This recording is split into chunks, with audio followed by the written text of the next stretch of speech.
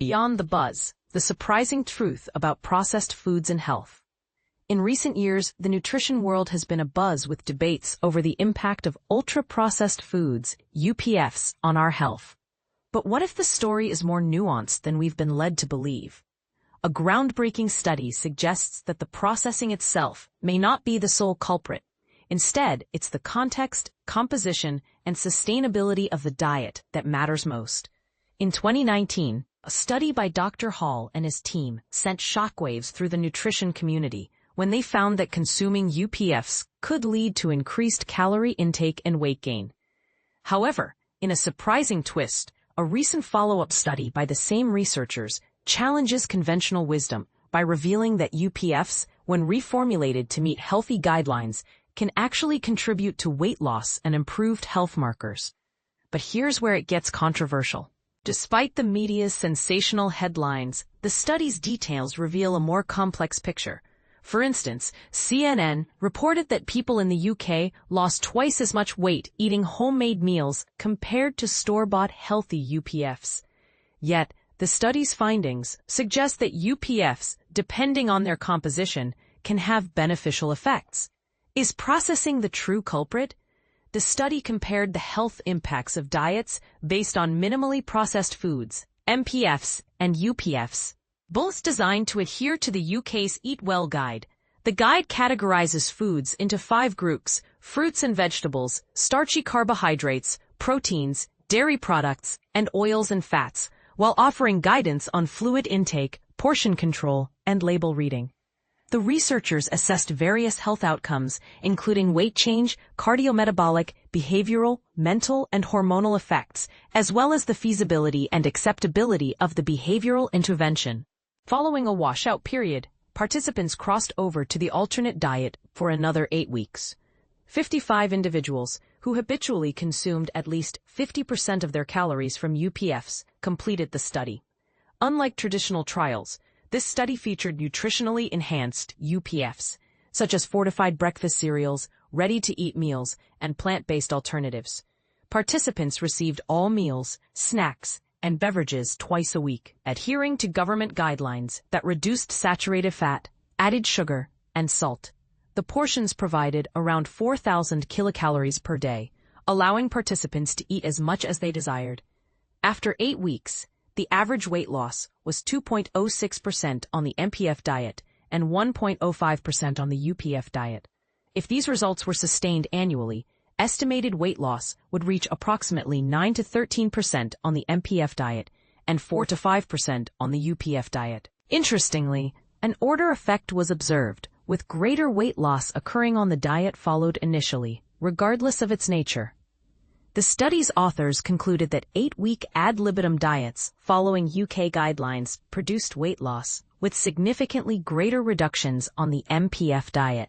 The MPF diet resulted in larger decreases in fat mass and total body water, whereas the UPF diet reduced body water only, without significantly affecting total adiposity.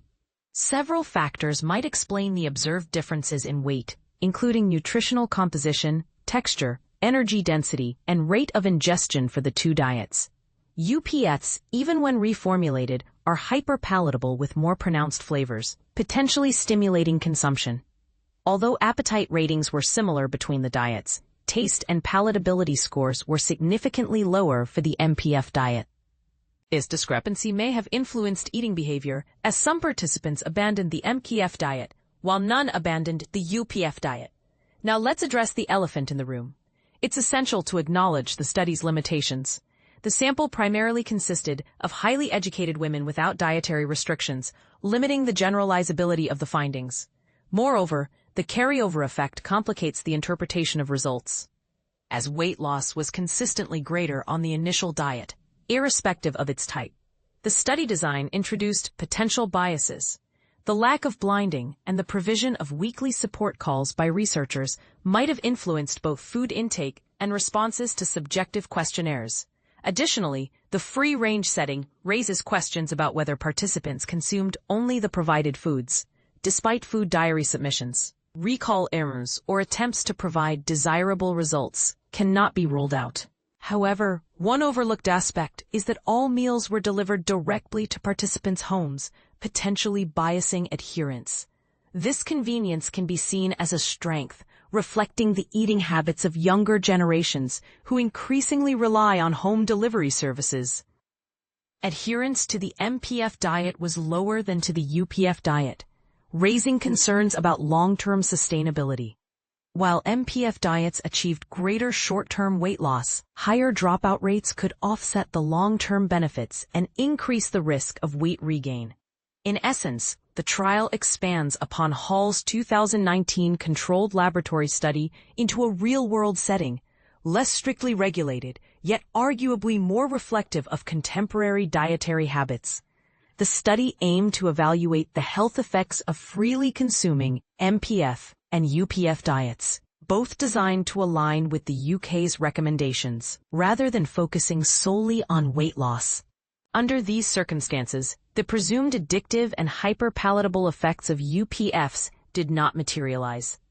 Participants still experienced weight loss and reductions in fasting blood glucose and LDL cholesterol, two critical biomarkers for diabetes and cardiovascular disease.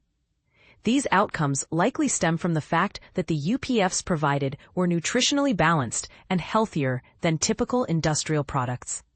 Choosing MPF foods over UPFs, even when both are nutritionally balanced, may promote weight loss due to their lower energy density, slower eating pace, varied textures, and other factors.